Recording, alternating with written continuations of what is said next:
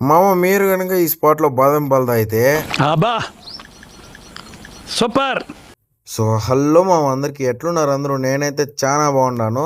So నేనైతే last time తిరుపతికి వచ్చినప్పుడు ఎండలకు తట్టుకోలేక నేను లోహిత్ అయితే బాదం పాలు తాగి స్పాట్కి పోయినాము.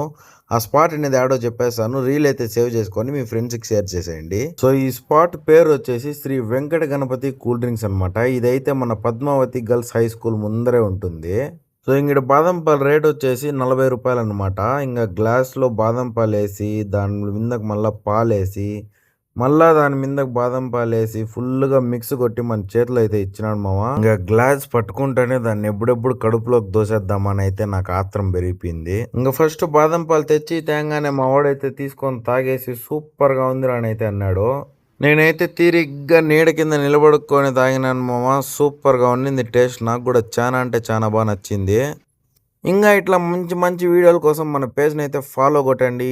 ఇంకా వీడియోలు అయితే వాచ్ చేద్దాము. సరే మామ, అట్లయితే ఉంటాను. Bye bye.